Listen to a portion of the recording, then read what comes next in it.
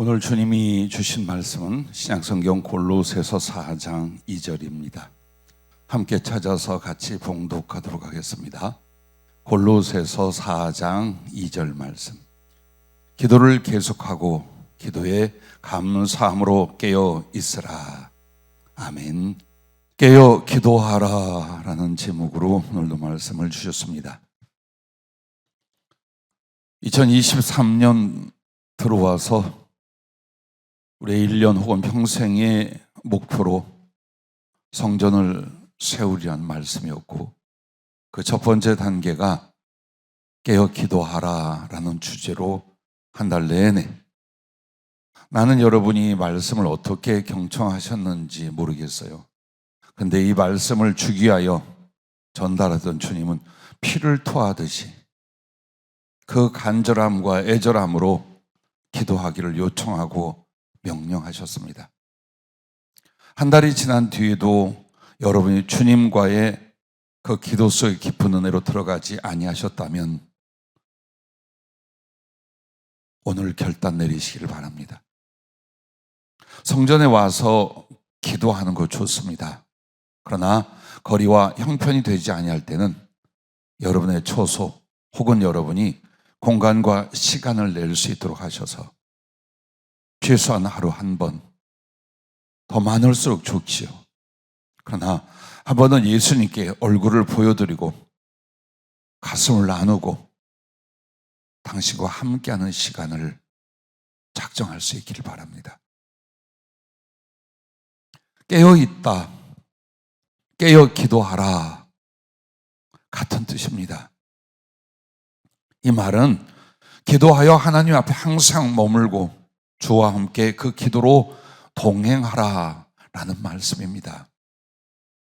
깨어있지 못하다라는 것은 기도에 있어서 주님 앞에 나가 있지 않다는 것입니다. 행여 기도를 할 수는 있습니다. 그러나 그 기도가 깨어서 하는 기도인지 중언부언인지, 그것은 여러분이 주님과 어떤 만남과 관계로 그 기도가 이어졌는가를 보면 알 수 있습니다. 깨어있다는 말은 잠들면 죽는다는 말입니다. 그리고 밤에 도적이 와서 싹 약탈해 간다는 뜻입니다. 때로는 여러분과 내가 물어야 합니다. 이대로 구원받을 수 있는가? 여러분과 나에게 천국 갈 수 있는가? 우리는 너무 쉽게 교리로 세뇌에 돼 있어요. 당연히 교회 나오고 믿음 가졌으니 나는 천국 간다. 성경 어디에도 그런 말씀은 없어요. 그러나 그 은혜가, 그 하늘나라를 넉넉히 들어갈 구원이 이런 조건이면 돼요. 예수님과 사랑과 교제가 하늘까지 이어지면. 사실은 그것이 구원이요, 하나님의 생명을 얻은 상태입니다. 그러나 나 몰라라 하고 살아간다면 우리는 어떤 주님과의 사랑과 받을 은혜를 계산하기 전에 내 안에 주님이 계시고 내 안에 주님의 나라가 있는가를 두렵게 돌아봐야 합니다. 만약 여러분과 내가 깨어있지 못한 상태로 살고 있다, 그러면 모든 것을 다 빼앗기고 모든 일을 다 실패하게 됩니다. 사단은 도적이기 때문에 그와 같습니다. 그래서 주님이 기도의 생활을 중심으로 해서 하나님 앞에 깨어있기를 한 달 내내, 아니요, 우리가 말씀을 듣는 옛날부터 지금까지 정말 피를 쏟을 만큼 간절히 명령하고 부탁하고 가르치셔 오셨습니다. 그러면 깨어 기도하다 혹은 하나님 앞에 깨어서 그분 앞에 있다라고 하는 것을 네 가지로 말씀을 하셨습니다. 첫째가 감사의 심령과 기도라고 하셨습니다. 오늘 본문으로 읽은 골로새서 4장 2절에도 기도를 계속하고 기도에 감사함으로 깨어 있어라. 자, 기도도 좋지만 그 기도의 중심이 바로 하나님께 감사하는 것, 그것이 바로 깨어 있는 것이요, 깨어 기도하는 것이라고 말씀하고 있습니다. 감사의 이유와 내용을 여러분은 갖고 계십니까? 주님, 아버지라고 하면 제일 먼저 나의 생각과 나의 입술과 나의 감정은 어느 쪽으로 움직이는가요? 감사합니다 했는데 감사한 내용이 별로 기억이 안 나. 감사하다는 내용을 나열어냈는데 감동은 없어. 그리고 그것을 기도할 때마다 주문처럼, 형식처럼 앞에다가 나열을 하고 그리고 지나가는 건 아닌가. 보십시오. 만약 여러분이 하나님 앞에 감사한다면 벅찬 감동부터 일어나야 됩니다. 왜? 진정 그 은혜와 사랑을 기억했다는 것입니다. 깨달았다는 것입니다. 받았다는 것입니다. 여기에 대해서 여러분 가슴속에 거룩하고 벅찬 감동이 일어나지 않는다면 그 감사는 입에 발린 것입니다. 그것은 절대 감사라고 할 수가 없습니다. 여러분에게 감사를 어떤 내용으로 하는지 한 곳 소개하면 시편 100편 1절부터 5절입니다. 시편 기자는 이렇게 하나님께 감사의 기도를 합니다. 온 땅이여 여호와께 즐거운 찬송을 부를지어다. 기쁨으로 여호와를 섬기며 노래하면서 그의 앞에 나아갈지어다. 여호와가 우리 하나님이신 줄 너희는 알지어다. 여호와가 우리 하나님이신 줄 너희는 알지어다. 여호와가 우리 하나님이신 줄 너희는 알지어다. 그는 우리를 지으신 이요 우리는 그의 것이니 그의 백성이요 그의 기르시는 양이로다. 감사함으로 그의 문에 들어가며 찬송함으로 그의 궁정에 들어가서 그에게 감사하며 그의 이름을 송축할지어다. 여호와는 선하시니 그의 인자하심이 영원하고 그의 성실하심이 대대에 이르리로다. 자, 이 말씀 하나하나를 여러분 살펴보세요. 가장 먼저 감사가 무엇인 줄 아십니까? 아니, 어떻게 하고 계십니까? 하나님, 어찌어찌하여 감사합니다 할 때 무엇 때문에 합니까? 여러분과 나는 이걸 하셔야 합니다. 따라해 주시면 고맙겠습니다. 하나님, 살아계셔서 고맙습니다. 하나님이 없으면 어떨 거예요? 우리의 이 종교가 허위라면 어떻게 될까요? 나라는 존재 앞에 하나님이 아니 계시다면 우리는 무엇일까요? 짐승과 다를 바가 있을까요? 흩어지는 한 줌의 먼지일 뿐 무엇일까요? 그런데 하나님이 계십니다. 천지 만물을 지으시는 그분이 살아계십니다. 그런데 살아계신 그 하나님이 여러분을 사랑하십니다. 할렐루야. 이렇게 사랑하시고 저렇게 사랑하셨습니다. 내가 지음받기 전부터 사랑하셨고, 내가 태어날 때부터 지금까지 세상에서 방황할 때와 주 안에 돌아왔을 때와 넘어졌을 때와 일어났을 때와 병들었을 때와 외로울 때와 기뻐할 때와 그 모든 날들을 도우셨고 동행하셨고 사랑하셨습니다. 그리고 그 만물을 지으시고 주관하는 하나님이 이 하나의 점도되지 않는 나를 향하여 너는 나의 전부라고 말씀하십니다. 또한 여러분의 감사는 하나님의 구원입니다. 물질이나 물건이나 건강이나 상황에 대하여 감사할 수 있습니다. 그러나 그런 것들 위에 영원히 잊지 못할, 날마다 고백할 때마다 거룩한 눈물과 감격으로 감사할 것은 내가 예수님을 인하여 구원받았다는 것입니다. 여러분은 구원을 어떻게 생각하십니까? 이렇게 살다 저렇게 교회 다니다가 죽으면 눈 떠보니 하늘나라에 있더라. 그래서 감동이 없고 감격이 없고 사모함이 안 일어나는 것입니다. 구원이란 말만 나와도 펑펑 흐느껴야 되지 않습니까? 구원이란 이야기만 해도 가슴이 뜨거워 견디지 못해야 되지 않겠습니까? 구원이 무엇입니까? 만약 여러분이 구원이라는 건 예수님을 믿어 천국에 가는 겁니다 라고 말하면 여러분은 구원을 10분의 1밖에 모르는 것입니다. 항상 그 말로, 그 교리로, 그 생각으로 왔으면 구원의 기쁨, 구원의 감격은 거의 없었을 것입니다. 그러면 구원은 어디에서 시작합니까? 지옥에서 건짐받았다는 걸 알아야 돼요. 지옥에 던져질 그 처참하고 흉악한 영원한 형벌 속에 던져질 나를 그리스도가 산채로 그 지옥을 당해 주셨습니다. 십자가에서 그 지옥을 감당해 주셨습니다. 나를 지옥 불구덩이에서 건져내셨습니다. 우리의 구원은, 감사는 여기서부터 시작입니다. 하늘나라 그냥 갑니까? 지옥에 던져질 여러분과 나를 그리스도가 모두 감당하셨습니다.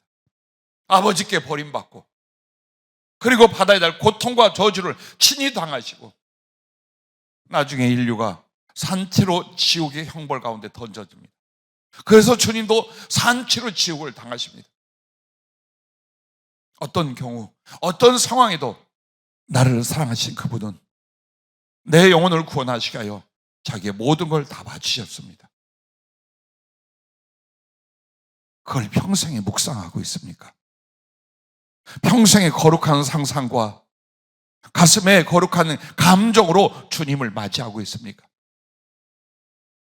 구원의 감사가 없고 하나님이 살아계신 것과 나를 사랑함에 대하여 감사가 없는데 무슨 그 심령의 감사가 있겠습니까? 무엇이 진실로 감사가 되겠습니까? 그러므로 여러분과 나는 만 가지의 은혜가 있습니다. 천만 가지의 사랑이 있습니다. 날마다 그것을 가슴 속에서 끌어내는 겁니다. 땅을 뚫고 새싹이 돋고 자라나 꽃이 피고 열매를 맺듯 내 가슴 속에서 그 사랑과 그 은혜에 대하여, 그 하나님께 대하여 꽃을 피우고 열매 맺어 드리는 것입니다.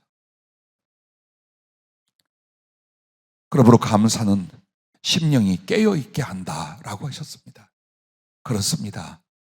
깨어있지 않은 심령 상태는 세상에 대한 염려, 낙심, 그리고 그 유혹의 흔들림, 그리고 육체가 원하는 것으로 살아가는 모습입니다. 이것밖에 없어요. 이것으로 나의 마음이 가득 차 있어요. 그런데 이런 염려나 낙심, 유혹과 육체의 욕망 앞에 여러분이 하나님께 감사하죠. 하나님께 감사하지요. 그렇다면 그 감사는요, 태양의 온기에 소멸되는 주의처럼, 그리고 그 빛에 소멸되는 어둠처럼 사라지게 되어 있습니다. 그래서 여러분과 나에게 주님께서 빌립보서 4장 6절 7절 말씀에 무슨 말씀을 하고 계십니까? 아무것도 염려하지 말고. 참 신비해요. 주님은 기도하면 내가 다 들어줄 거야 라고 하기 전에 아무것도 염려하지 말고 다만 모든 일에 기도와 간구로 너희 구할 것을 감사함으로 하나님께 아뢰라. 이 말은 감사함으로 깨어있는 영적 상태를 말하는 거예요.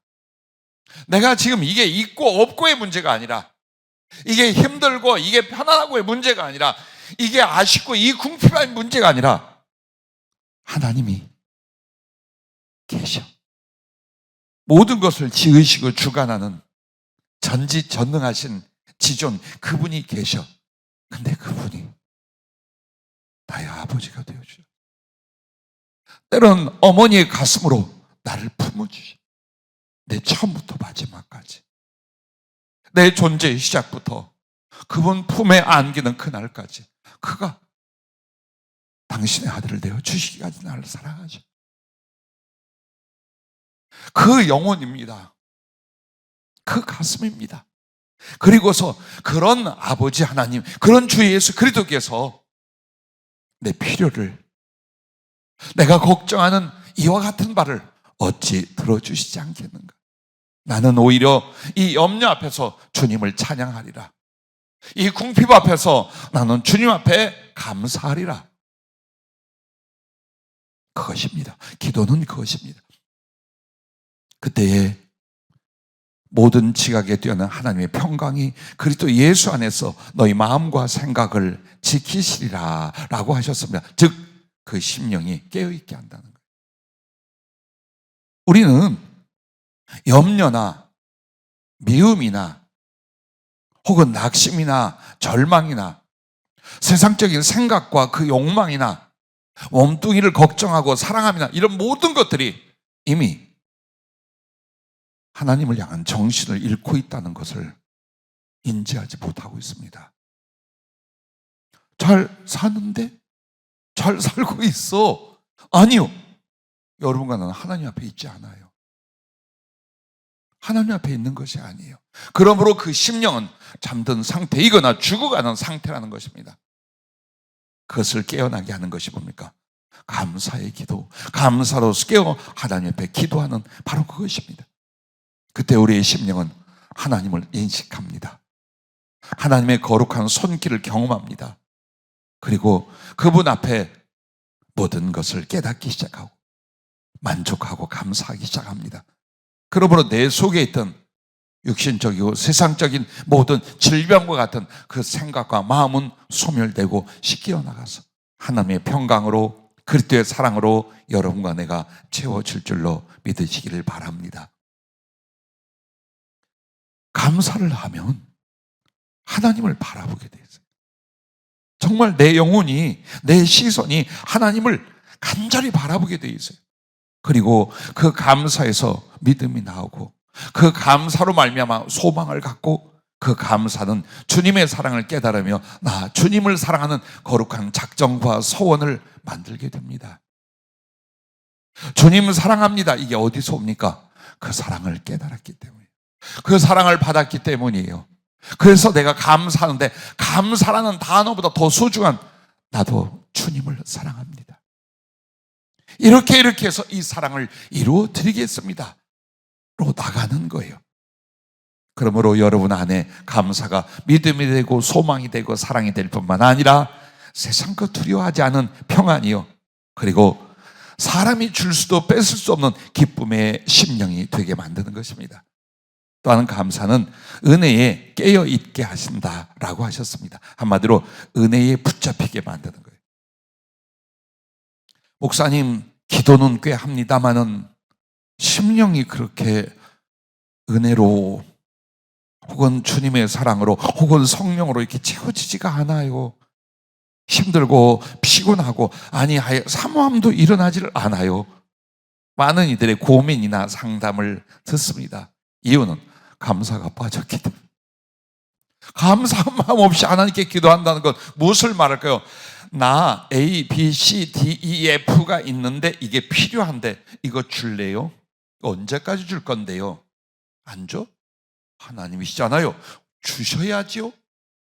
이것만 하고 있어요. 그것만 하고 있어요.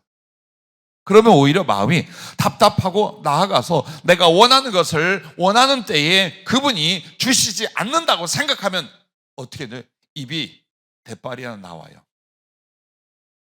원망의 의식 속에 들어가 있어요. 하나님 앞에. 그분이 누구간데, 그분을 어떻게 알고 믿는데 내가 원하는 것을 내가 원하는 때에 주지 않는다고 이 속에서 원망을 하고 있습니까? 나는 하나님을 원망하지 않아요. 삶을 원망할 뿐이에요. 그게 삶을 주관하는 하나님을 원망하는 거지.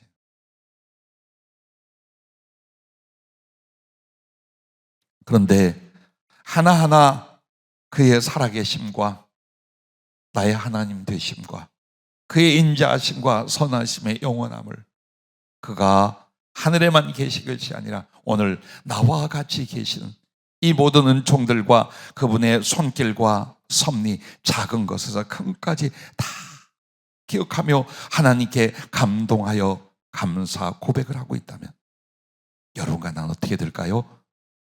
하나님의 은혜와 사랑을 종일 기억하게 될 것입니다. 그 은혜와 사랑을 깨닫게 되며 그 사랑과 은혜를 더욱 의지하고 사모하게 될 것입니다. 예, 그때서야 하나님을 감각하기 시작합니다. 사랑으로서, 은총으로서, 살아계신 인격으로서 그때서야 감각하기 시작을 합니다. 하나님을 느끼지 못한다는 것, 얼마나 비참한 신앙생활입니까? 느껴지지 않는 하나님, 즉 내 영혼으로 감각할 수 없는 하나님이라면 여러분의 신앙이 옳다 하시겠습니까? 우리의 믿음이 진실이라 하겠습니까?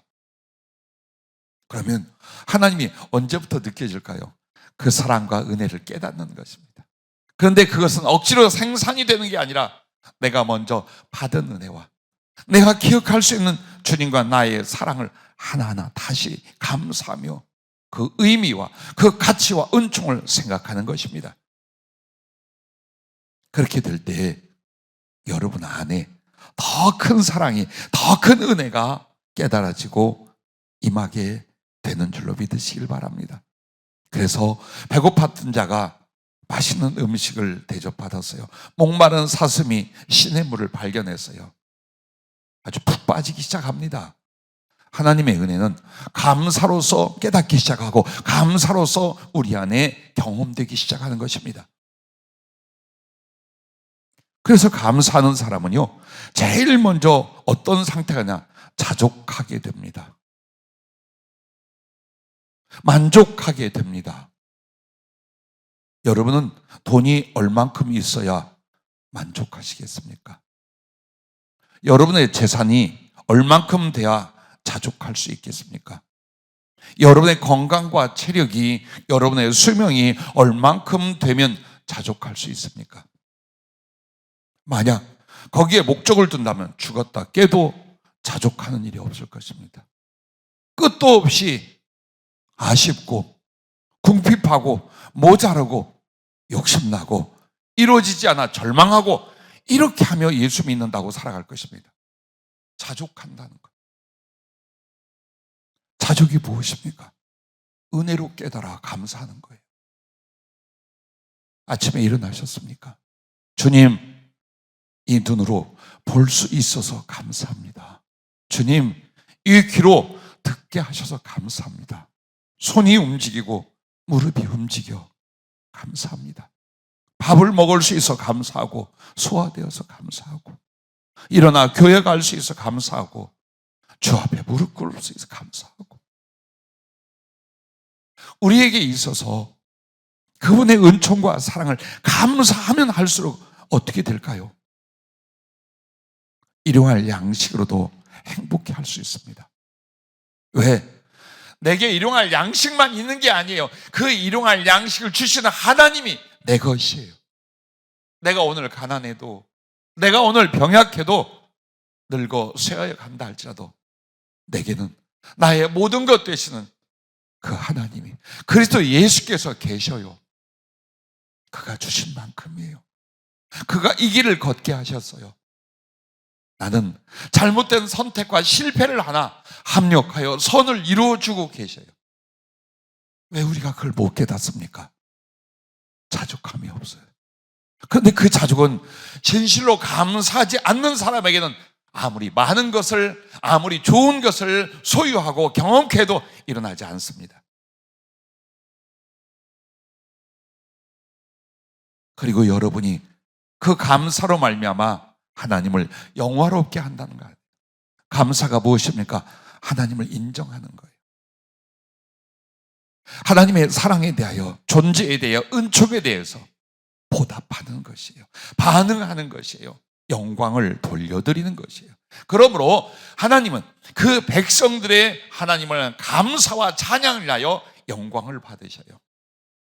자, 은혜에 자족하며 하나님을 영화롭게 하는 그 감사, 무엇을 구하든지 응답하시고 은혜와 축복의 깊은 곳으로 인도해 주신 이유가 감사에 있다는 것을 믿으시길 바랍니다. 그러므로 여러분과 내가 감사를 잃는 순간 하나님을 잊게 되고 삐뚤어진 현실과 부정적 생각의 감옥에 갇혀서 나올 수 없게 된다라고 하셨습니다. 하나님을 잊어요. 우리는 오직 하나님을 어떻게 기억하고 어떻게 생각할 수 있어요? 은혜, 그 사랑. 그래서 여기에 대해 감사의 심령이 일어나지 않으면 주님을 잊어버려요. 그리고 내가 느끼고 내가 보고 내가 생각하는 것들이 전부 다 무엇입니까? 삐뚤어진 현실이라는 거야. 이거 하나님 앞에 진리와 진실이 아니에요. 이것이 다가 아니에요. 이 현실, 이 세상이 왜곡되고 삐뚤어진 그 현실에 대한 생각과 감각 속에 헤매이고 욕심내고 좌절하고, 그리고 모든 것들에 대한 판단과 생각이 어때요? 부정적으로 가게 돼 있어요. 감사하지 않는 신앙, 감사하지 않는 신자가 있다면 이와 같이 된다는 것입니다. 그러므로 주님 앞에 깨어있거라, 깨어 기도하거라 할 때에 감사의 심령과 기도인 줄로 믿으시길 바랍니다. 주님께 감사와 사랑을 드립니다. 할렐루야. 두 번째는 순종을 이루는 기도입니다.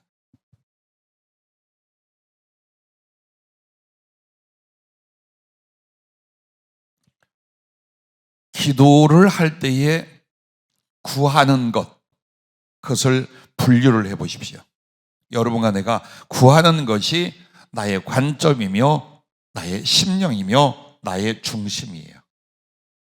기도할 때 무엇을 제일 간절히 절실히 많이 기도하는가를 보십시오. 여러분의 마음이 거기에 가 있다라는 거예요. 사업입니까? 건강입니까? 내 사랑하는 가족들입니까? 무엇입니까? 그 기도만 하면 얼마나 간절해지는지, 얼마나 길게 하는지 몰라. 사실은 여러분과 나에게 모든 은혜와 모든 복과 하나님의 나라가 예비되어 있습니다. 주실 것입니다. 그런데 무엇을 통하여? 그가 주신 말씀을 통하여. 그 말씀은 은혜로 가는 길이요, 복을 받는 문이요, 천국을 향하여 나아가는 생명입니다. 그런데 중요한 건 하나님의 그 말씀이 우리에게 믿음을 주고 우리에게 생명을 주고 우리에게 복을 주고 우리에게 하늘을 주건만 이 말씀을 다 따를 수가 없다는 거예요. 육신적인 욕망이나 혹은 마음속에서 죄성이나 혹은 더 원하는 것과 더 바라는 것이 가득하여 하나님 말씀을 들었는데, 하나님 말씀을 받는데 이 속에서 반응조차 하지 않아요. 그것을 완고함, 강팍함이라고 말합니다. 자, 하나님 말씀이 옳아요. 하나님은 그 말씀으로 우리에게 나타내시며 우리를 인도하시며 그 말씀이 하나님 당신 자신이 알아요. 근데 내 속에서 어느 말씀을 기뻐하고 어느 말씀을 아멘하는데 어느 말씀에 대해서 좋은 말씀이 또 그 말씀이야. 즉 순종이 즐거이 이루어지지 않는 내 영혼의 삶이 있어요. 기도는 그것을 위해서 기도하는 거예요. 주님 말씀해 주십시오. 그래서 그 말씀을 듣고 깨달았어요. 그러면 내 마음이 100%, 내 삶이 100% 그 말씀을 순종할 수 있어야 돼요. 순종할 수 있으면 그거 놓고 기도하지 마세요. 그냥 행하세요. 근데 잘 안 돼. 혹은 그 순종이 너무 형식적이야. 주님, 내 꼴 좀 보십시오. 내 심령 상태 좀 보십시오. 내가 이러고도 주의 종이라 하고 이러고도 천국 갔다고 하는 놈입니다. 주님, 이 순종, 이 말씀대로 살 수 있도록 도와주세요. 제발 도와주세요. 자아가 살아있구나. 나는 가정교육이 안 됐나 보다. 난 정말 예절도 매너도 배려도 그리고 말 자체도 생각 자체도 감정도 엉망진창이네. 그의 거룩하고 고상한 말씀을 들으면 들을수록 그걸 느껴야 돼요. 그래서 하나님께 기도하되 무엇을 위하여? 순종을 위해서 기도하는 겁니다. 이게 깨어있는 것입니다. 주님이 누가복음 22장 41절부터 보면 이제 체포되어 고난을 받고 십자가에 달리시기 직전입니다. 제자들과 함께 마지막 만찬을 나누시고 찬양하며 겟세마네 동산으로 가셨습니다. 그리고 거기에서 홀로 기도하시는데 뭐라고 기도하십니까? 아버지요, 이 잔을 내게서 지나갈 수만 있다면 옮겨주십시오. 이 십자가, 이 버림받음, 이 고통과 괴로움, 이 지옥의 산채에 던져지는, 그리고 처음 아버지와 분리되는 이 극악한 상황, 한 인간으로 오셨어요. 하나님이시로되 우리의 약함과 우리의 두려움과 우리의 고통을 고스란히 갖고 계셨어요. 내가 고민하여 죽게 되었다고요. 사람이 가장 고통스러움을 죽을 것 같다고 말합니다. 주님이 비해서 이 말씀이 나왔습니다. 내가 너무 고민하고 괴로워 죽을 것 같다고 말씀하셨습니다. 그러니 피하고 싶었겠죠. 왜 사람의 몸을 입고 사람의 성정을 가지고 왜 그런 고민이 없었겠습니까? 그런데 주님이 어떻게 기도하십니까? 부르짖고 흐르는 눈물과 땀이 나중에는 모세의 혈관이 터져서 피가 되어 쏟아지다. 피를 토하고 피를 쏟으면서 기도하기를, 이 잔이 내게서 옮겨지게 해달라는 게 아니야. 그러나 아버지, 내 원대로 마옵시고 아버지의 원대로 되기를 원하나이다. 순종하려고 목숨을 걸고 피를 쏟아 기도했어요. 예, 이게 깨어있는 기도입니다. 수없이 많은 시간을 작정하여 기도했고 날마다 기도했다고 합니다. 그런데 그 사람 인격 하나 바뀌지 않아요. 하나님 말씀을 갖고 살아가는 삶의 진전이 없어요. 그 기도 무엇이었습니까? 날마다 육체와 현실에 필요한 것만 다 하고 이걸 기도라고 생각을 했던 거예요. 아닙니다. 오늘 여러분과 나에게 주님의 말씀을 들으십시오. 기도 중에 들으십시오. 아니, 기도를 위하여 하나님 말씀을 늘 경청하십시오. 그리고 그 말씀을 붙들고 순종하기 위하여, 순종의 은혜를 얻기 위하여, 순종의 의지가 되기 위하여 매달려 기도하는 것입니다. 그런 사람들에게는 성령의 말씀을 들을 수 있는 귀가 된다라는 것입니다. 계시록 3장 13절에 보면 성령이 교회들에게 하신 말씀을, 귀 있는 자는 성령이 교회들에게 하신 말씀을 들을지어다라고 말합니다. 이 말은 똑같이 예수 믿고 교회 다녀도 하나님의 말씀 들을 수 있는 귀가 없는 사람들이 많다라는 뜻이에요. 오늘 예배 시간에 여러분은 지금 말씀이 들립니까? 오늘 이재성 목사님의 기도처럼 잡생각과 혹은 육체의 피곤함과 혹은 관심에 다른 데 있어서 도대체 무슨 말을 하는지 모르겠다라든가, 아니면 참 좋은 말이로되 저걸 우리가 어떻게 이루라든가, 그렇다면 여러분과 나는 들을 수 있는 귀가 없는 사람들이에요. 들을 수 있는 귀가 없는데 죽기 살기로 설교하면 뭐하며 성령이 말씀은 무슨 소용이 있겠어요?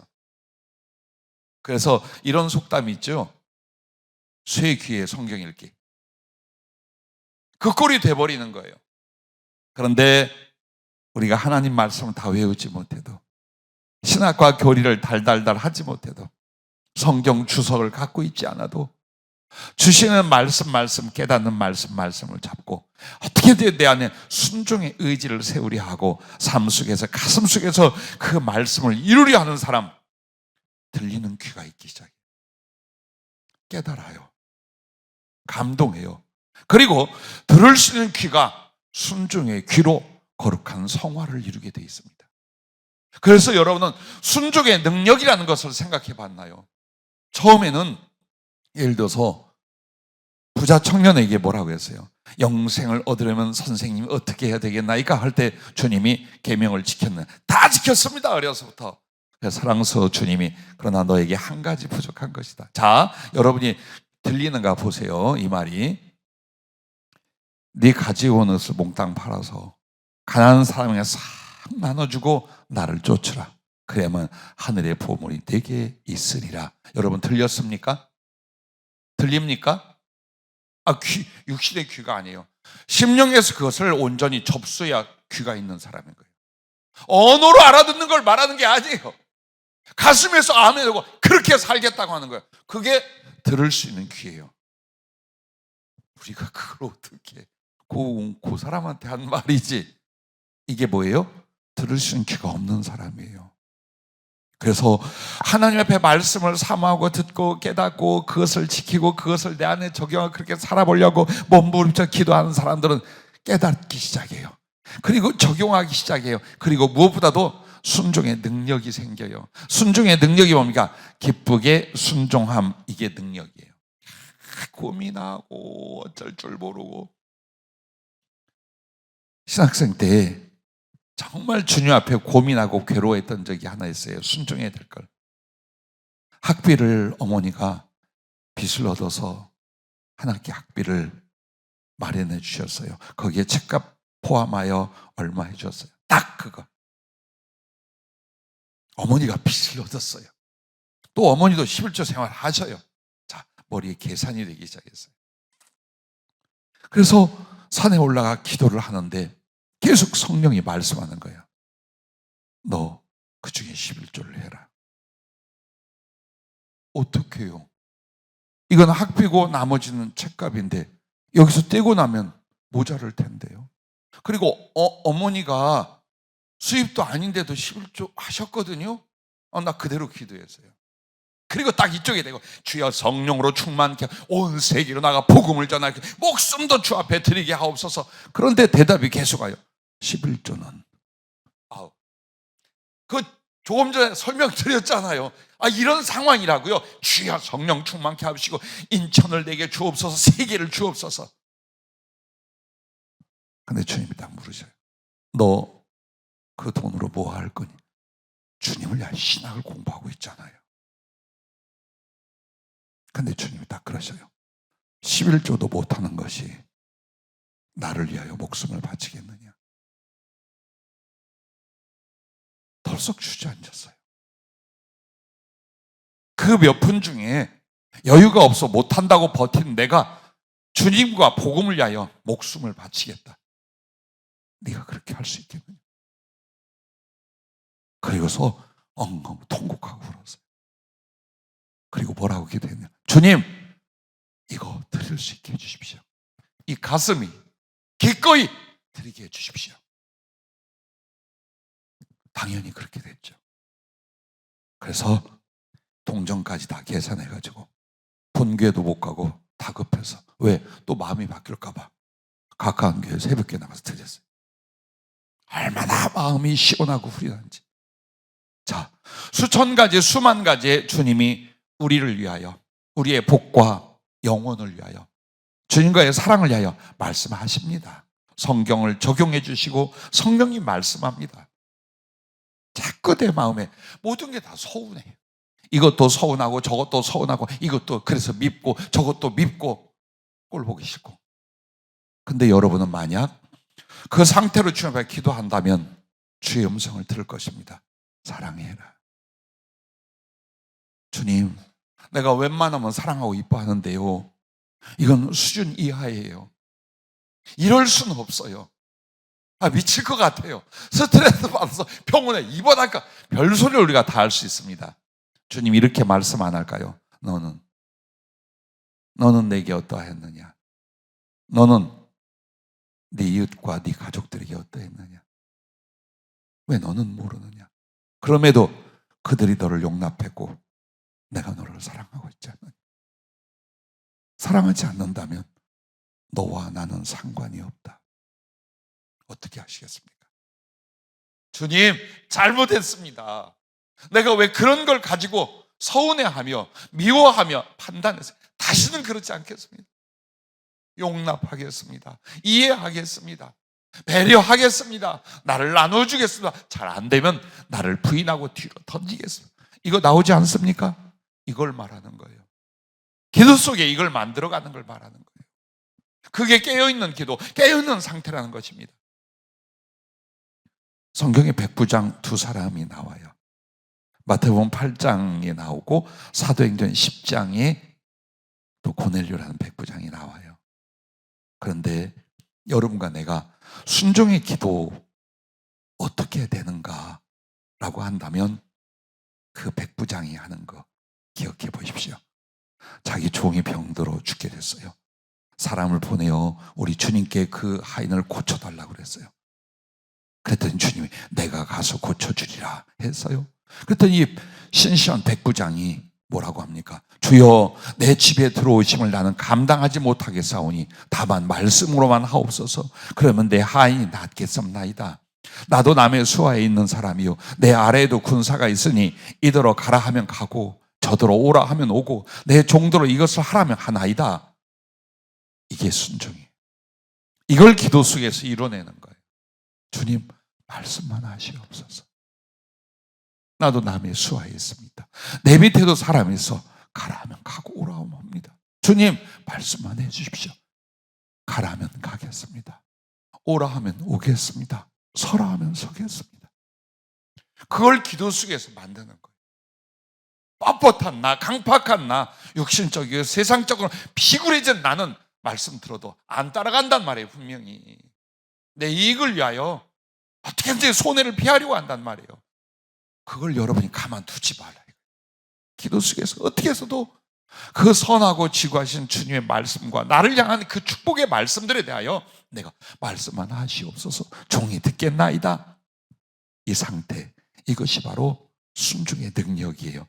그러므로 순종을 위한 기도 생활은 순종의 능력을 만들어낼 줄로 믿습니다.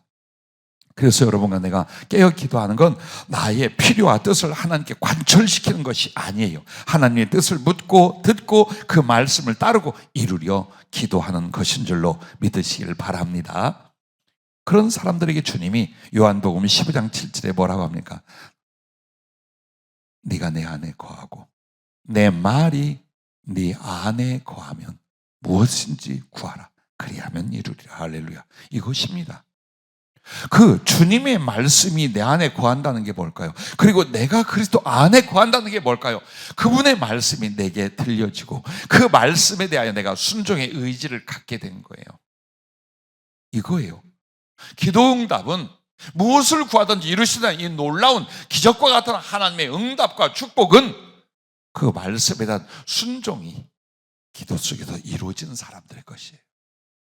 그것이에요. 달라라고 많이 기도하는 게 아니에요. 순종을 위하여 구하였더니 순종의 거룩한 은혜와 능력이 내게 생겨갈 때 무엇인지 구한 대로 하나님은 하늘과 땅에 있는 것을 여러분에게 주시는 줄로 믿으시길 바랍니다. 자, 주님이 그렇게 겟세마네 동산에 기도할 때 천사가 와서 힘을 돕더라라고 말해요. 여러분도 마찬가지예요. 나는 수없이 봤어요. 기도하는 사람들을 여러분의 천사들이 와서 정말 돕고 힘주는 모습을 수없이 봤어요. 저도 그래요.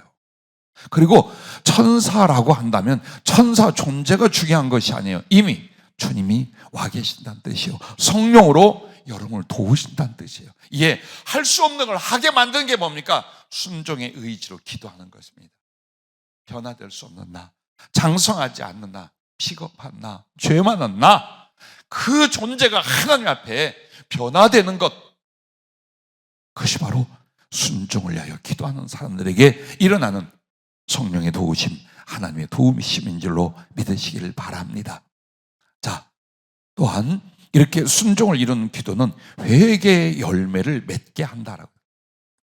회개면 회개지. 회개의 열매는 무엇입니까? 회개는 하나님을 향해 돌아서는 거예요. 내 죄와 내 잘못과 내가 서 있는 위치를 파악하고 그걸 뉘우치는 상태예요. 그런데 뉘우치는 것만이 아니라 이게 뉘우친 심령과 삶의 열매가 일어나야 되는데 대다수 실패한다는 겁니다. 죄를 인정합니다. 잘못을 하나님 앞에 말씀을 들으며 모든 크리스찬은 인정합니다. 그리고 때로는 애통해하며 하나님께 그것을 자백을 합니다. 자, 여기까지예요. 그리고 나서 다시 하지 말아야죠. 자, 회개의 열매를 세례 요한을 통해 이렇게 말합니다. 도둑질 하던 자는 그만두고 돌이켜 선한 일을 하여 남에게 구제를 해라. 하나님께서 만약 우리가 나밖에 모르는 인생, 기꺼이 나를 위해서 무슨 짓이고 했던 인생인데 내가 이제 예수님을 만나 회개한단 말이에요. 그럼 잘못했습니다, 아멘이 아니에요. 잘못했는 거로 이제는 어때요? 갚으려는 마음을 갖는 거예요. 즉 내가 악했으면 선을 더 이루는 거예요. 내가 빼앗았으면 대접하고 베푸는 거예요. 내가 욕심쟁이였으면 내가 사랑쟁이로 바뀌는 거예요. 그게 회개의 열매예요. 근데 그 회개의 열매를 마음 먹는다고 영혼과 인생이 되느냐가 아니라는 거야. 끝없이 말씀을 받고 그걸 이루려고 몸부림쳐 기도할 때에 여러분 회개할 뿐만 아니라 회개의 멋지고 아름다운 열매를 이루게 될 줄로 믿으시길 바랍니다. 그래서 사도 바울이 어떤 사람이었어요? 예수님은 잘못된 이단의 괴수로 알았어요. 절대 여호와 하나님, 구약의 하나님은 유대인의 하나님이 아니라고 생각을 했어요. 그래서 예수 믿는 사람들을 잡아 죽이는 대로 끌고 다녔어요. 수십 명이 넘어요. 스데반만이 아니에요. 얼마나 흉악했는지 몰라요. 그런 그를 부활의 주님이 어느 날 그에게 나타나십니다. 그때서야 그렇게 핍박하고 멸시하던 예수, 그분이 조상 대대로 믿어왔던 여호와 하나님이라는 사실을 알게 돼요. 그리고 직접 본 표적으로 눈이 멀어요. 3일 동안 금식을 하게 됩니다. 눈은 보지 못하고 식음을 전폐한 채 하나님 앞에 얼마나 몸부림쳐 기도했겠어요. 하나님 뜻대로 살고자. 그리고 나서 그는 단 3일의 회개를 통하여 바로 복음을 전하며 그리고 예수가 하나님의 아들이요 구세주인 걸 증거하며 평생을 영혼을 구원하게 하여 그리고 예수를 높이게 하여 삽니다. 그분이 한번 영적으로 교제를 할 때 이런 말이에요. 내가 예수님의 몸을 칼로 찢고 그었다. 내가 그를 십자가에 못 박았다. 그래서 나는 죽는 그 순간까지 내 살을 찢어서 주님의 살을 싸매드리려 했고 내 피를 쏟아서 주님의 피를 채워드리려고 했었다. 그 고백을 한번 해요. 예, 그게 회개의 열매예요. 우리의 삶을 보세요. 은혜 받은 것 같고 구원 받은 것 같고 혹은 돌이켜 회개한 것 같은데 여전히 제자리, 여전히 육신적이고 세상적인 그 모습. 왜 그럴까요? 타고난 걸까요? 악해서일까요? 아니요, 순종을 위한 기도가 없기 때문에. 베드로가 주님을 저주하고 부인하여 도망쳐 살려고 했습니다. 그런데 그 이유가 주님이 겟세마네 기도할 때에 시험에 들지 않도록 깨어 기도하라 라고 했는데 못합니다. 그리고 결국 시험에 들어 자기의 안전을 위하여 예수님을 욕하고 저주하면서 부인해버립니다. 그것도 3번. 자, 주님의 긍휼과 용서를 받고 그는 평생에 어떻게 하냐? 3번 이상을 기도합니다. 아침, 낮, 오후. 그래서 사도들이 제6시에, 제9시에 이런 말이 보면 사도행전에 많이 나와요. 근데 항상 그게 기도하는 시간이에요. 최소한 3번은. 다니엘처럼 그렇게 평생을 기도하면서 그는 사랑과 충성을 아름답게 이뤄내요. 그리고 복음을 전하고 그리스도를 사랑하여 높인 인생을 끝마칠 때에 그는 십자가에 못 박히게 되었습니다. 그때 나를 십자가에 거꾸로 못 박아달라 부탁합니다. 발이 위로 올라오고 머리가 땅으로 처박히게 하는. 그래서 그냥 달린 십자가보다 훨씬 고통스럽고 괴로운 그 자세로. 왜 그랬는가요? 하나님의 아들 의인 예수께서 나를 위하여 십자가에 내가 어찌 주님처럼 십자가에 달리겠는가? 거꾸로 못 박혀 더욱 고통스럽게 그 생명을 주를 위해 바칩니다. 이게 회개의 열매입니다. 기도 없이는 회개와 열매가 우리들에게 맺혀질 수 없다라고 하셨습니다. 3번째는 주님과 교제하고 사랑을 이루는 기도입니다. 자, 여러분과 나에게 하나님을 사랑한다, 하나님이 나를 사랑한다, 무엇으로 알아요? 성경에 그렇게 써 있으니까 얼마 못 갑니다. 남이 해주는 이야기 듣고 내 마음 안에 진정한 사랑과 사랑을 위한 삶이 나오느냐? 안 나옵니다. 하나님의 말씀을 경험하지 아니하면 그 그리스도가 나를 어떻게 구원하고 사랑했는가를 내 인격과 내 존재적으로 심지어는 내 지식과 감정 세계에서 경험하지 않고는 나 주님 그렇게 사랑하지 못합니다. 왜 우리의 심령이나 생활에 주님을 향한 사랑이 아주 형식적인 줄 압니까? 못 느끼는 거예요. 감각이 없어요. 없어요, 솔직히. 그냥 설교를 듣고 간증을 듣고 묵상을 좀 해보고 하는 거지 없어요. 그것은 기도를 안 하거나 기도를 잘못 활용하고 계시기 때문에 그래요. 주님이 여러분에게 기도를 왜 주셨게요? 와서 넋두리하고 탄식하고 아파하고 통곡하고 굴러라. 그걸 보며 즐기고 그걸 보면서 재밌어하고 이런 하나님이시겠어요? 아니에요. 때려 놀고 가슴을 치고 할 수 있어요. 그러나 주님은 기도라는 걸 주신 이유가 하나님과 한 존재가 직접 만나고 인격적인 교제를 할 수 있는 시간과 기회와 공간과 영적 상태로 그걸 주신 거예요. 귀로 듣던 하나님을 눈으로 보는 일이 어디서 벌어지게? 기도의 자리에서 벌어지게 만들려고 기도라는 걸 우리에게 주신 거예요.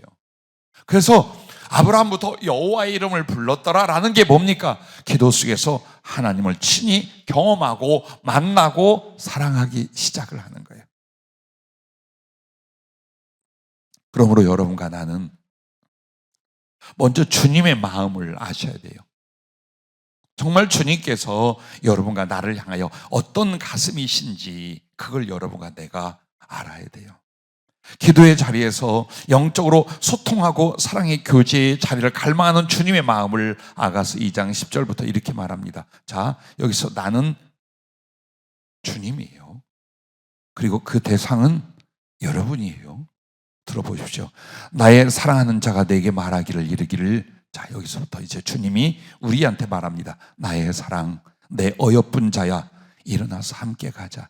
겨울도 지나고 비도 그쳤고 지면에는 꽃이 피고 새가 노래할 때가 이르렀는데 비둘기의 소리가 우리 땅에 들리는구나.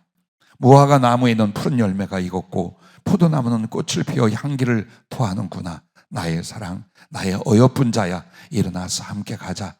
바위 틈 낭떠러지 은밀한 곳에 있는 나의 비둘기야, 내가 네 얼굴을 보게 하라. 네 소리를 듣게 하라. 네 소리는 부드럽고 네 얼굴은 아름답구나. 화장 않고 와도 괜찮아요. 좀 나이 먹고 쭈글거려도 주님 보시기에는 그렇게 이쁘고 사랑스럽고 아름다운 꽃이요 열매요 당신의 비둘기예요. 그래서 주님의 이름은 그리움이에요. 여러분은 사랑을 받고 당신은 평생에 그리움으로 사는 거예요. 마치 목숨으로 키워낸 아들, 홀로 과부된 늙은 어머니가 밖에 나가 살다가 어머니 보고 싶어 찾아오는 그날을 너무 그리워하고 그리워하다가 엄마하고 들어오면 맨발로 뛰어나가 끌어안고 들어와서 얼굴 만져보고 옆에 앉혀놓고 마음껏 먹이고 그리고 다 털어서 갈 때 돌아가게 해요. 우리 어머니가 그랬어요. 난 그게 주님 마음으로 보았어요. 주님이 그런 분이 너무 사랑하고 너무 사모하여 항상 그리워요. 내 얼굴 보기를, 내 음성 듣기를, 내가 주님 하고 그분에게 나타나기를. 그냥 기도하면 뭐 달라고 그래? 이게 아니에요. 그 기도로 말미암아 우리의 가슴을 들을 수 있어요. 우리의 사랑을 느낄 수 있어요. 내 얼굴을 보며 나와 영과 영으로 안고 만지고 교통할 수 있어요. 그래서 여러분을 향하여 주님은 율법으로 보시지 않아요. 내 새끼로 봐요. 내 자식으로 봐요. 내 사랑으로만 봐요. 그래서 정말 먼 훗날이 아니라 오늘 그 사랑의 교통과 교제가 주님과 여러분 사이에 일어나기를 바라는 거예요. 그러면 여러분과 나는 어떻게 됩니까? 주님을 향하여 아가서 3장 1절부터 이제 이거는 우리가 주님을 향한 사모함, 기도 속에서 주님을 찾는 모습이에요. 내가 밤에 침상에서 마음으로 사랑하는 자를 찾았노라. 찾아든 찾아내지 못하였노라. 이에 내가 일어나서 성 안을 돌아다니며 마음에 사랑하는 자를 거리에서나 큰 길에서나 찾으리라 하고 찾으나 만나지 못하였노라. 성 안을 순찰하는 자들을 만나서 묻기를 내 마음으로 사랑하는 자를 너희가 보았느냐 하고 그들을 지나치자마자 마음에 사랑하는 자를 만나서 그를 붙잡고 내 어머니 집으로 나를 잉태한 이의 방으로 가기까지 놓지 아니하였노라. 예루살렘 딸들아, 내가 노로와 들사슴을 두고 너희에게 부탁한다. 사랑하는 자가 원하기 전에는 흔들지 말고 깨우지 말지니라. 술라미 여인이 그 솔로몬을 향한 사모함이에요. 그게 여러분과 내가 주님의 신부요 그리스도의 사람이라면 이 가슴과 주님 보고 싶어요. 주님 느끼고 싶어요. 그 말씀 듣고 싶어요. 그 마음과 내 마음이 사랑으로 교통하고 싶어요. 주님 하늘나라에 가면 볼 거예요. 근데 미칠 것 같아요. 이 땅에서 주님 얼굴 보기 원합니다. 주님을 내 영혼이 감각하고 느끼길 원합니다. 그게 안 되면 주님 옷자락이라도 보여주십시오. 스쳐가는 주님의 옷자락만이라도 볼 수 있게 해주십시오. 그것도 안 되거든 꿈에라도 한번 와주세요. 주님 꿈에라도 한 번만 보게 해주세요. 왜 우린 이 가슴으로 못 삽니까? 사람에게는 그렇게 하는데 내 새끼, 내 자식에게는, 내 연인에게는 더 했잖아요. 근데 왜 주님에게는 우린 그 가슴을 일으키지 않을까요? 왜 조금이라도 더 느끼려 하지 않을까요? 보고 싶어 하고 같이 있고 싶고 가슴과 가슴을 나누고 싶은, 왜 이게 우리들에게 일어나지 않냐 말이에요. 그러므로 기도가 그게 안 되는 거예요. 기도를 할 때는 하나님과 나 사이의 벽이, 하나님과 나 사이의 간격이 없어졌다고 믿으세요. 그래서 그 말씀을 기억하세요. 그리고 그 사랑을 상상하세요. 괜찮아요. 환상 못 봐도 괜찮아요. 막 거룩한 이상한 음성이 안 들려도 괜찮아요.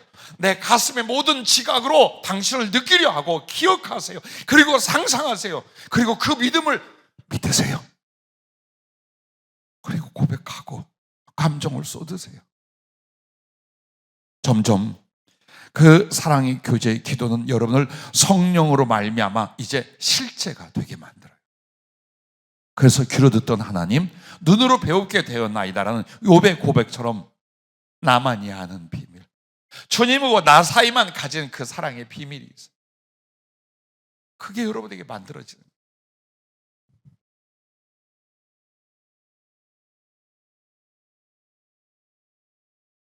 기도의 자리에서 여러분은 이걸 상상해 보세요. 6월절 만찬의 자리. 이제 주님은 십자가에 못 박히시기 전 제자들을 위하여 6월절 만찬을 합니다. 거기서 너희들 이리 와봐.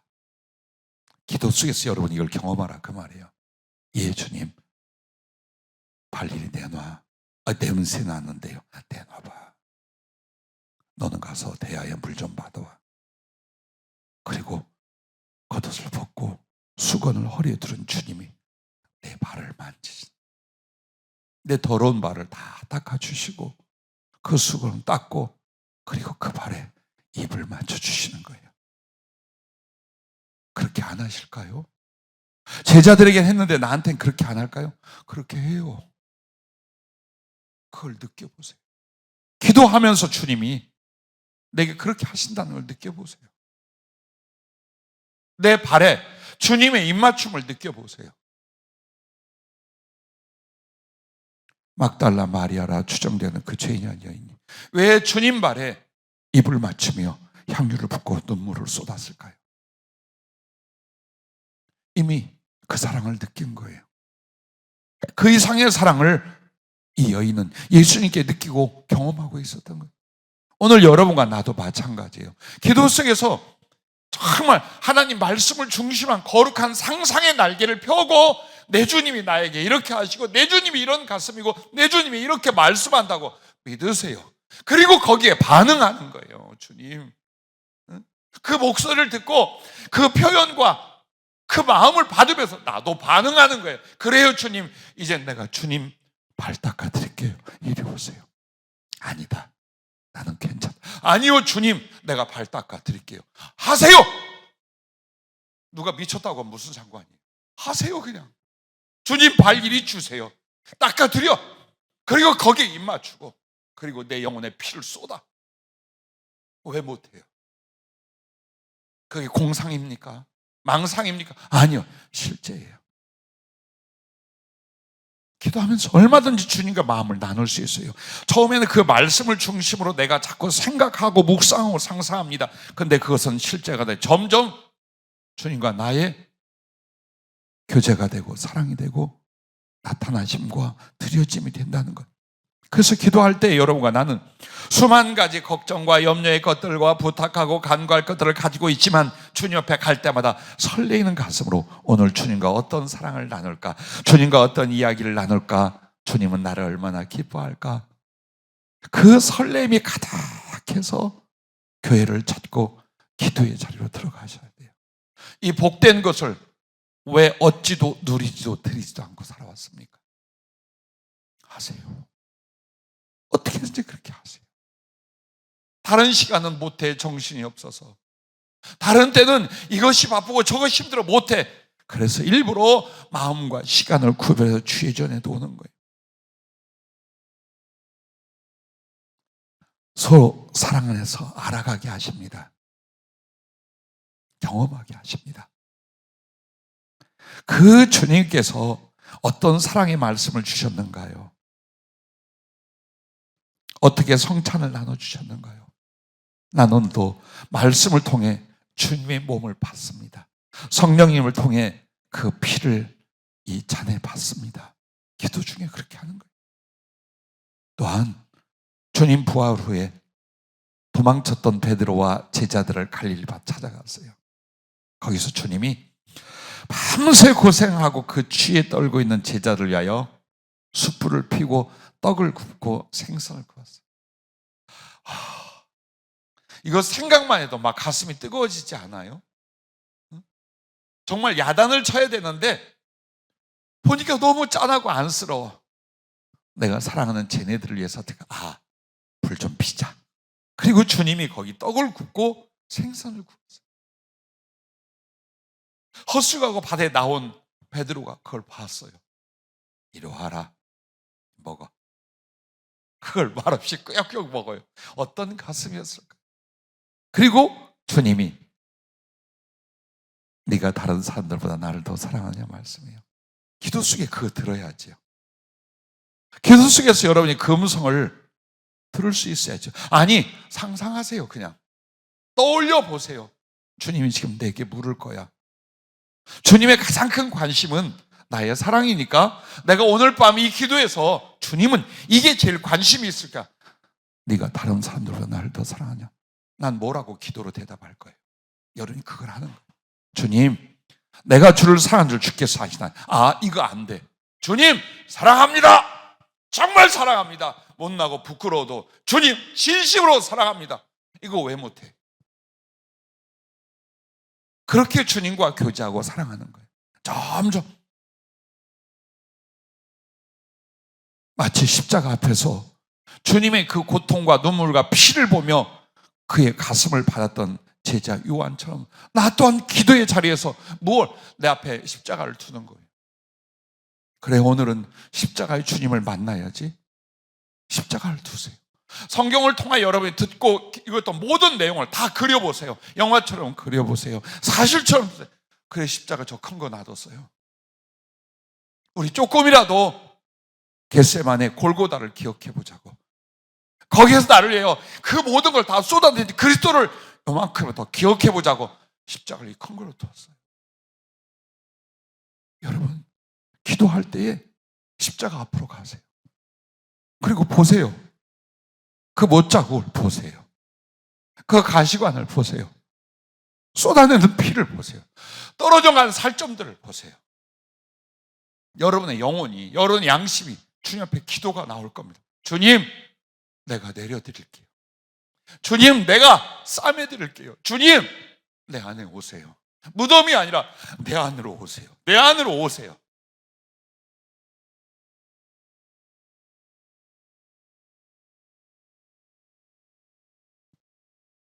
주님과의 사랑의 교제가 그렇게 이루어지지 않는다면 어떻게 그리스도를 위하여 살고 그리스도를 위하여 고난을 받고 그를 위해 죽을 수 있겠습니까? 모든 것이 거짓말이 되지 않겠습니까? 그러므로 부디 주님과 교제하고 사랑을 이루는 기도 생활이 될 수 있기를 바라요. 그러면 그 기도 속에서 점점 여러분은 사랑의 깊음으로 갑니다. 생쇼가 아니에요. 여러분의 영혼이 다 그렇게 했어요. 주님이 내게 그렇게 다 하셨어요. 그러므로 그 기도 생활이 가면 갈수록 여러분 어때요? 현실이 아니라, 내 삶이 이게 아니라 주님과 나 사이가 나의 현실이 돼요. 그래서 그 주님이 나에게 계시하고 나타내고 말씀하고 느끼게 하고 경험하고 상상해 모든 그 사랑의 교제들이 내 안에 사랑의 깊이로 내려가게 만들어요. 깊은 주님을 향한 사랑을 만들게 해요. 그리고 그 사랑이 여러분과 나에게 무엇을 이룹니까? 사랑을 이루어 드리게 한 충성으로 가는 거예요. 여러분, 충성이라는 게 복음을 전하고 남들을 돕고 좀 이렇게 하는 거 단지 그게 아니에요. 내가 주님을 사랑하려는데 이 받은 사랑에 대해 나도 사랑이 갚음이 되려 하는데 어떻게 살까? 그가 무엇을 원하시고 기뻐하실까? 그래, 그 사랑을 위하여, 그 사랑의 갚음을 위하여 난 이런 삶이 되고 이런 수고가 되고 이런 피 흘림이 되리라. 이 소원이 주님과 나의 사랑의 교제 안에서만 나오게 돼 있어요. 가르쳐서 되는 줄 압니까? 성경만 읽어서 되는 줄 압니까? 아니요. 기도할 때 성령 안에서 주님과의 깊은 사랑으로 내 가슴 속에 지울 수 없는 사랑의 깊이를 만들며 나의 삶은, 나의 남은 시간은 이제 이 사랑의 수고를 위하여 목숨을 바치는 이 충성의 자리로 가게 되는 거예요. 어느 날 주님이 이렇게 말씀하셨어요. 곁에 오셔서. 너 십자가 뒷면을 본 적이 있느냐? 우리는 그림으로나 영화로나 혹은 성령이 주시는 환상 속에서 항상 십자가에 달린 예수님을 보다 보니까 앞면을 봤지, 여러분도 나도 십자가의 뒷면을 보았거나 상상해 본 적도 없을 거예요. 근데 주님이 보아라 하더니 뒷면을 보여주셔요. 그 뒷면을 보니까 세 개의 못이 뚫고 나와서, 못이 아니에요, 창날 쐐기예요. 그 길이가 최소한 30-40cm는 돼 보여요. 그것이 뚫고, 주님의 손과 발을 뚫고 그 큰 나무 두께를 뚫고서도 반절 이상이 나와 있어요.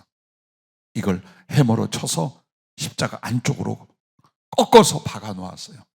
저쪽은 이쪽으로, 그리고 발목은 위쪽으로. 세 개 큰 쐐기가 박혀 꺾여 있었어요. 그리고 5곳에 줄이 묶여 있는 걸 봤어요. 2-3번씩 아주 굵은 줄로 묶었는데 그것은 주님을 십자가에 못 박기 전 이탈하지 않도록, 그리고 매달을 수 있도록 먼저 묶은 줄이래요. 양쪽 손목에 묶었고, 그리고 목을 묶어놨어요. 머리를 휘젓고 저항하지 못하도록 목을 십자가 기둥에 묶었어요. 발목을 엮어서 거기를 묶었어요. 그리고 허리 부분을 묶어서 몸을 비틀지 못하게 고정을 시켜놨어요. 그리고 나서 그 손과 발을 엮어 쐐기를 박았던 거예요. 그리고 어떻게 하느냐? 그대로 뒤집어서 던졌어요. 주님이 십자가 밑에 깔려 얼굴과 전면이 땅바닥에 짓눌리고 튀어나온 그 모습을 보았어요. 그리고 그 십자가를 밟은 군병들이 밟고서 그 쐐기를 해모로 쳐서 꺾었어요. 그리고 줄을 달아서 일으켜 바위 틈새에다가 꽂아 세우는 걸 보여줘요. 이걸 보여주시는 왜 이유가 뭐냐? 주님 그래요. 네가 나를 십자가에서 내려다오. 이 못을 빼주고 이 줄을 좀 끌어다오. 여러분, 영화처럼 보면서 어떤 심정이었을 것 같아요? 거의 미칩니다. 제정신으로는 그걸 못 봅니다, 솔직히요. 주님 어떻게 해요? 어떻게 해야 이걸 끌어들이고 이 못을 어떻게 해야 뺄까요? 그래. 그때 주님이 그러시는 거예요. 내가 너에게 가는 것을 거절하지 마라. 나 너에게 가려고 해도 네가 기도의 자리로 오지 않으면 네가 나를 거절하여 내가 여기서 내려갈 수가 없다. 그리고 나가서 복음을 전해라. 복음을 전하지 않는다면 나는 여전히 십자가에 묶이고 못 박혀 달려 있어야 된다. 그러나 네가 기도하고 복음을 전하면 나 십자가에서 기꺼이 내려와 너를 안아보고 너와 함께하고 또 네가 복음을 전하러 갈 때 나는 거기서 능력으로 너와 함께할 수 있다. 그 이야기를 하시는 거예요. 어떤 각오와 다짐을 하겠습니까? 주님, 여기 떠나지 않겠습니다. 최소한 하루의 중요한 시간, 정말 정성을 다하여 주님을 만나며 나 주님 앞에 있겠습니다. 그리고 언제든지 누구든지 어느 나라 어느 곳인지 그래요. 주님 갈게요. 이 예수님 전하러 갈게요. 이 사랑 이 생명청을 갈게요. 주님 가십시다. 그리고 대성통곡 안 했겠어요? 왜 사랑의 깊이와 충성이 어디서 나오느냐? 주님과의 사랑의 깊은 그 교제 기도에서 나오고, 아니면 우린 그 이상 못 갑니다. 왜? 주님을 경험하지 못하기 때문에.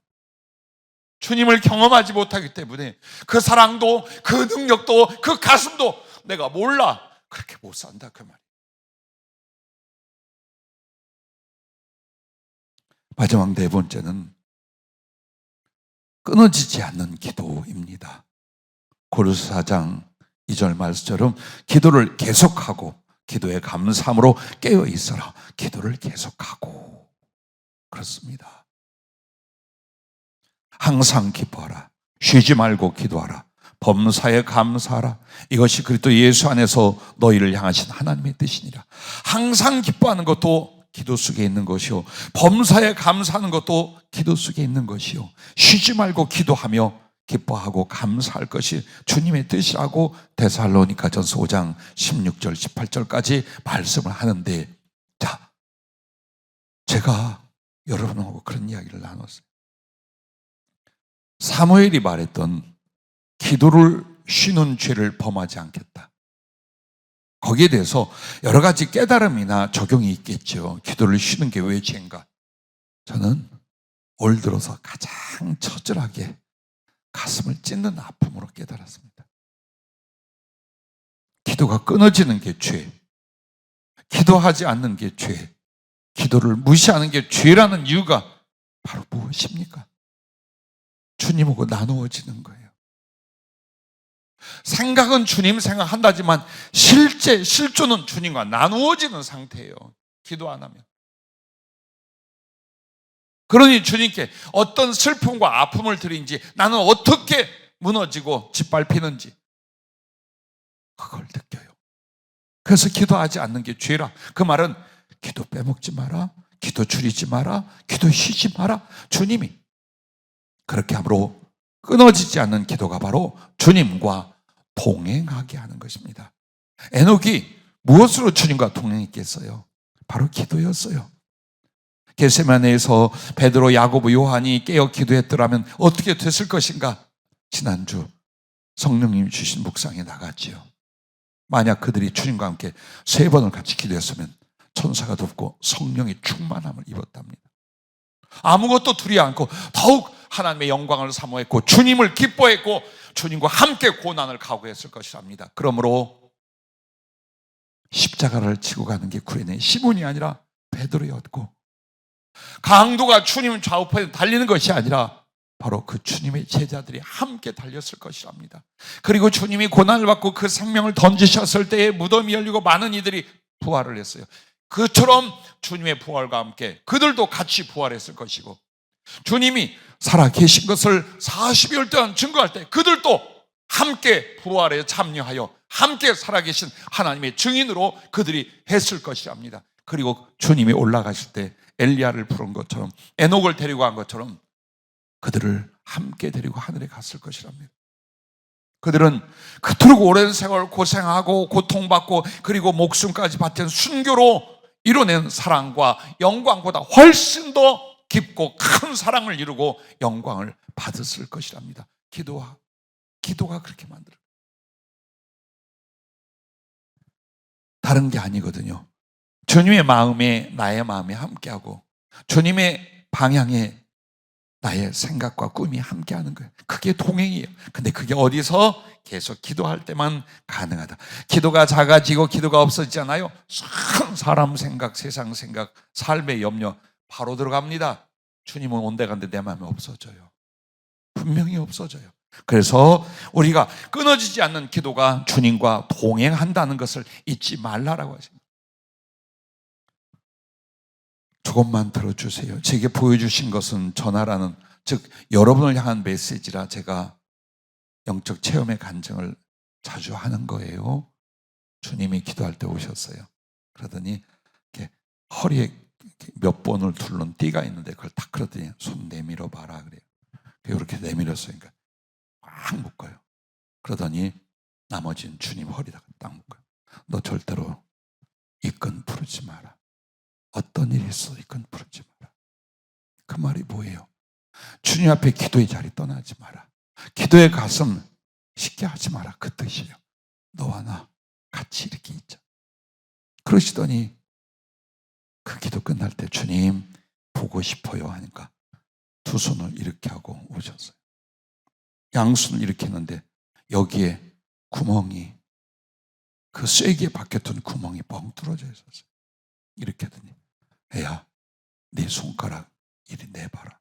그래서 제가 양쪽 검지손가락 냈어요. 이 못자국에 넣으라 그래. 이렇게 하시는 게 아니라 이렇게 해가지고 여기에 넣으라 그래. 그래서 조금 넣었어요. 온전히 집어넣어라. 훅 넣었어요. 그랬더니 이렇게 들어온 그 손가락을 이렇게 꽉 잡는 거예요. 꽉 잡고서 내가 절대로 놓지 않을 것이다. 너 절대로 내가 놓지 않을 것이다. 자, 이렇게 하면 우리 손가락 뒤로 나가 주님이 못 잡는데. 그래서 이렇게 대주시면서 여기를 뚫은 그 못자국으로 손가락을 대. 그러니까 이렇게 나오니까 그냥 쫓고 내가 절대로 도울 수 없다. 허리띠를 묶은 것 같은 말씀이에요. 내 곁을 떠나지 마. 기도의 자리, 기도로 나눈 너와 나의 사랑의 가슴이 식어지지 않다. 이게 주님의 마음이에요. 자, 주님과 내가 마음을 같이 하면 이제 주님이 만약에 영적 교제가 아니라 아들아 너 캄보디아나 베트남으로 갈래? 주님 거기 엄청 덥잖아요. 그리고 사회적으로도 위험하잖아요. 그런 말 하겠어요? 내가 그곳에 가서 할 일이 있어. 갈래? 아, 예, 제가 가겠습니다. 주님 원하셔요? 내가 가겠습니다. 안 하겠어요? 중국에 문이 닫히고 있는데 중국 어느 지역 어느 교회에 내가 가서 이 복음을 전하겠느냐? 아우, 가서 복음 전 바로 공안에게 잡혀. 옛날에 공안에게 잡혀갈 뻔했어요. 집회하다가 바로 잡혀갈 텐데요. 그리고 코로나 그쪽 센데요. 이러겠어요? 예, 가겠습니다. 대신 주님 같이 가십시다 하지 않겠어요? 어느 가난하고 외로운 사람들이 있는데 많은 이가 찾아주지 못한다면 주님 마음이 어떻겠어요? 가서 네가 내 이름으로 식탁을 베풀어라. 주님 나 돈이 없어요. 그리고 시간이 안 돼. 이렇게 하겠어요? 예, 내가 빚이라도 내서 주의 이름으로 식탁을 베풀고 그들을 먹이고 그들을 위로하겠습니다. 하지 않겠습니까? 그게 동행이에요. 그렇게 할 수 있는 이유와 가슴, 그게 기도 속에서 만들어지게 되어 있어요. 그리고 그렇게 끊어지지 않는 기도, 깨어있는 기도가 바로 여러분과 나를 성숙과 성취로 이끌어줍니다. 도대체 나의 믿음과 영혼은 어떻게 성장할까? 어떻게 그리스도를 향한 성숙을 이룰 수 있을까? 자, 한나라는 여인 사무엘의 엄마를 보세요. 자기 남편에게 여자가, 아내가 여럿 있던 시대예요. 근데 자식도 두고 막 그래가지고 시기가 일어났어요. 자기는 하나님 태를 열어주지 않아. 그러니까 모든 것들에 불만이 있고 마음속에 한이 맺혔어요. 그래서 원한으로 말미암아 하나님의 전을 찾아와 기도해요. 근데 그 기도 속에서 하나님의 은혜를 입죠. 그리고 계속 기도하는 여인이 돼요. 어떻게 됩니까? 원한으로 간구하던 여자가 그 생명 같은 자식조차 하나님께 드리는 여자로 성숙해진 거예요. 어떤 변화가 있나 보세요. 억울해서 하나님 도와달라는 이 사람이 그 기도 속의 결과 어때요? 자기보다 더 소중한 자기의 자식을 이스라엘과 하나님을 위하여 기꺼이 바쳐. 젖대고서 성전에 갔다가 던져. 옷 한 벌 주고 평생의 눈물로 기도하고 1년에 한 번 찾아와요. 어미의 가슴이 어땠겠어요? 그러나 이게 주님을 향한 사랑과 믿음에서 얼마나 성숙한 모습입니까? 이게 성숙이고 이게 자라는 모습들이고. 근데 기도 없이는 그렇지 않아요. 엘리야의 7번 기도를 기억하시죠? 갈멜산에서. 근데 그때의 그 7번 기도 이유가 뭐냐면 이 가문 땅에 3년 반 동안 가문 이 땅, 이 죽음의 땅에 하나님께서 단비를 내려 주시기를 위하여 기도를 하는데 소식이 없어요.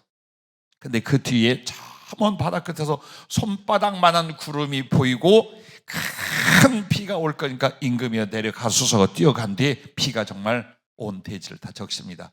여기에서 성령이 한 가지 교훈을 다른 적용을 해주셨어요. 기도 계속 거듭거듭 할 때마다 구름은 점점 가까이 와 커졌다. 그리고 한 방울의 비가 엄청난 폭포수 같은 비로 바뀌었다. 이것은 내가 그 기도를 그리고 너희의 소원을 이루어준다는 뜻도 있지만 마치 구름이 점점 커지듯이, 그리고 가는 비가 점점 큰 장마비로 내리듯이 너희가 성숙해 간다는 것이다. 그 이야기를. 그렇습니다. 기도의 응답은 삶의 필요를 얻는 것이 아니에요. 더 중요한 건 내가 그리스도를 향하여 아름다운 사랑의 성숙을 이루고, 그런 뒤에는 하나님께 무엇을 구하든 그분이 내게 무엇을 지시하든 다 이루어지는 역사가 일어날 줄로 믿습니다. 그러므로 여러분과 내가 로마서 8장 32절 말씀을 기억하십시오. 자기 아들을 아끼지 아니하시고 우리 모든 사람을 위하여 내주시니가 어찌 그 아들과 함께 모든 것을 우리에게 주시지 아니하겠느냐. 그래요. 정말 아버지 하나님이 그 유일하신 아들, 당신보다 더 사랑하고 존귀히 받는 그 아들 예수님을 나 같은 죄인을 위하여 십자가에 내어 주셨어요. 근데 그 아들을 주시는 그분이 그 아들과 함께 무엇이든지 우리에게 못 주겠냐, 이 말씀이에요. 이걸 우리가 믿음으로 잡았어요.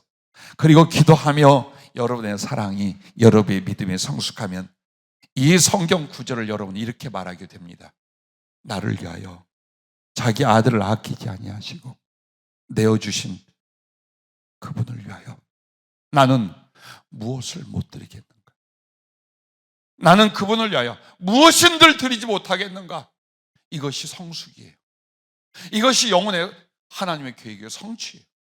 그래, 그 하나님이 주님까지 주셨는데 무엇인들 우리에게 주지 않겠는가? 믿고 기도하자. 그 사랑을 확신하자. 여기에서 어때요? 하나님이 그렇게 하셨어. 그리고 또 예수께서 나를 위해 그렇게 하셨어. 모든 걸 내어주신 그분에게 내가 모든 것을 왜 못 드리겠습니까? 무엇이든지 왜 못 드리겠습니까? 주님, 이렇게 만드는 결과를 가져오시는 거예요. 그래서 여러분과 나는요, 이렇게 찬양하고 이렇게 고백합니다. 우리 중에 누구든지 자기를 위하여 사는 자가 없고 자기를 위하여 죽는 자도 없도다. 우리가 살아도 주를 위하여 살고 죽어도 주를 위하여 죽나니 그러므로 사나 죽으나 우리는 주의 것이로다. 할렐루야. 기도는 한 영혼을 이렇게 만듭니다. 왜 깨어있는 것이, 왜 기도하는 것이 중요한지 오늘 주님은 다 말씀해 주셨습니다. 기도하겠습니다.